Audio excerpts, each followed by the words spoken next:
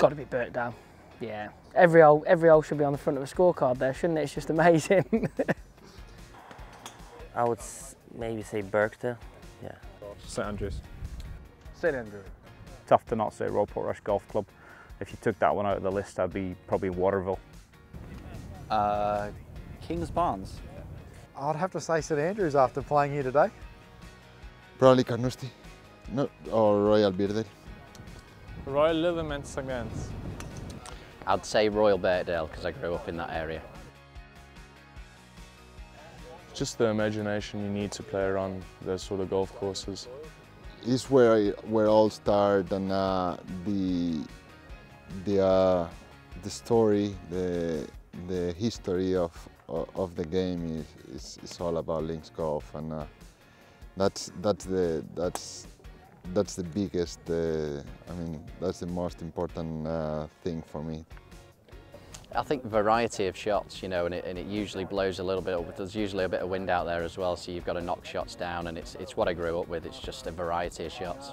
I just love links golf. For me, it's such a weather play. You know, you get St Andrews, flat, calm, the best players in the world to make it look silly. You whip a 35 mile an hour wind across it, and you know, a little bit of chill in that wind, and it'll make them look absolutely average. You know, so I mean, I just love how the elements can play such a big factor in the way the golf course can you know, what it gives you. The turf, the interaction. Probably just how you're against all the elements. Pretty much, you got to think about every shot. Well, I like the turf. I like the wind. I hate the rain, but I like you know, the more wind the better until, you know, a point. But I love kind of the challenging with the wind. You know, you have downwind into the wind. You know, and you play. You know, I don't like the course when they play 9 holes out, 9 holes in. I like the way, you know, when you have to be very kind of creative. Yeah. You can be so creative, and it can be so brutal, and yet some days you can walk out and shoot 62, and other days you struggle to shoot 82. It's amazing. I grew up in the wind. I enjoy playing in the wind. It's typically one of those things that I feel like I handle better than some guys. I think it's all about ball flight control. So I think, you know, when I'm playing golf in the wind, I spend some extra time on the range before I play, just making sure I've got the shapes going. I can hook it up against the wind, I can fade it into the wind, I can hit it low and I can hit it high, you know. So total ball flight control is the only way that you can get around it, you know, in the wind. Well, just to learn how to play in it, you know, maybe play against the wind on iron shots, learn how to hit low shots with control, and learn how to draw it into the wind, fade it into the wind, you know, hit it high enough in downwind to make it stop. So it's quite fun, I think. I grew up in the wind, so I tend to quite enjoy playing the wind. I control my ball quite well, and I've learned more about playing the wind, and obviously I take the ball back in a stance, but I've learned more of alignment issues, what you get from moving the ball back, and the challenges of that. So yeah, I think ball back and aim left and hit it hard. Yeah, probably hate more than love, honestly.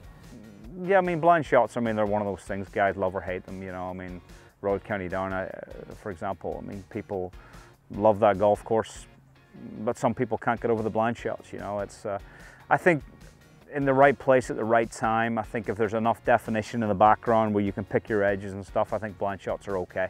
I'm not so sure about par threes. I mean, you know, there's number 6 at Lahinch or number 4 or 5 at Lahinch, or end over the top. I grew up playing that hole, and then the one at